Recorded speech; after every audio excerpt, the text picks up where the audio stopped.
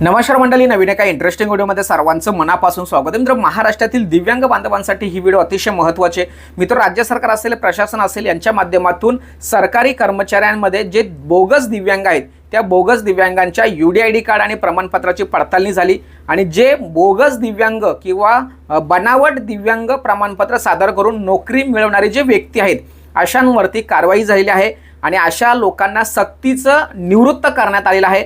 या संदर्भात राज्य सरकार आणि प्रशासनाने शासन निर्णय सुद्धा जाहीर केलाय आणि त्यांना घरचा रस्ता दाखवलेला आहे। परंतु मित्रांनो, हे जरी सत्य असलं तरी सुद्धा महाराष्ट्रामध्ये असे अनेक दिव्यांग पेन्शन योजनेचे लाभार्थी आहेत की ते बोगस आहेत।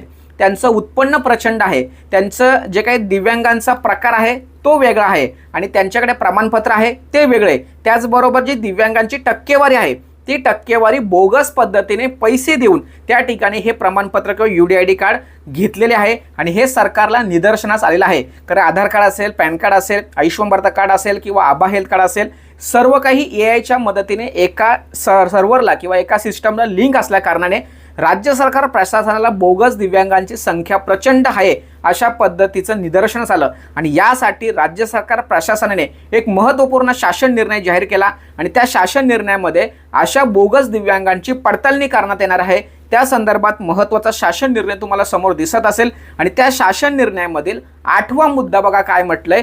त्या 8व्या मुद्द्यामध्ये असं म्हटलंय की जे काही दिव्यांग बांधव आहेत त्यांच्या संदर्भात तहसीलदार यांनी विशेष सहाय्य योजनेतील दिव्यांग लाभार्थ्यांचे गावनिहाय यादी प्रसिद्ध करावी व गाव पातळीवर त्यांची यादींचे वाचन करून हयात नसलेले व बनावट लाभार्थ्यांना योजनेतून वगळण्यात यावे व त्यांच्याकडून घेण्यात आलेले रकमेची वसुली सुद्धा करण्यात यावी। तर मित्रांनो, अशा पद्धतीचा महत्त्वाचा निर्णय राज्य सरकारने घेतलेला आहे। म्हणजेच मित्रांनो, या शासन निर्णयाच्या आधारावरती आता तुमच्या गाव पातळीवरती तलाठी किंवा ग्रामसेवक येऊन तुमच्या घरामध्ये कोणता व्यक्ती दिव्यांग आहेत, त्या दिव्यांगाचं उत्पन्न किती, त्याच्याकडचे प्रमाणपत्र वगैरे सगळं पडताळणी केली जाणार। ह्या याद्या आहेत, ह्या याद्या गाव पातळीवरती प्रसिद्ध केल्या जाणार आणि जर समजा गावातील एखाद्या व्यक्तीने या संदर्भात तक्रार जर केली की बाबा हा दिव्यांग व्यक्ती बोगस आहे, हा दिव्यांग नाही आहे, परंतु तो बोगस पद्धतीने प्रमाणपत्र धारण करून या ठिकाणी सरकारची प्रशासनाची लूट करत आहे आणि खऱ्या दिव्यांगाचा जे काही योजनेचा लाभ आहे तो स्वतः घेतोय,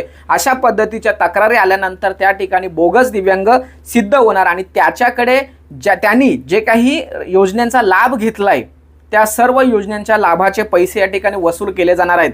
अशा पद्धतीचा महत्त्वाचा निर्णय राज्य सरकारने घेतलेला आहे आणि हा निर्णय मित्रांनो अतिशय महत्त्वाचा आहे। कारण राज्यामध्ये अनेक म्हणजे 20-25% जरी आपण विचार जर केला तरी या योजनेतील बोगस दिव्यांग हा बाहेर पडला तर नक्कीच आपल्याला अनुदान सुद्धा वाढणार आणि वेळेत अनुदान मिळणार अशा पद्धतीचं नियोजन राज्य सरकारच्या समोर आहे। परंतु हा जो बोगस दिव्यांगांचा आकडा आहे हा बाहेर निघाला पाहिजे, यासाठी प्रशासनाने महत्त्वाचा निर्णय घेतलाय।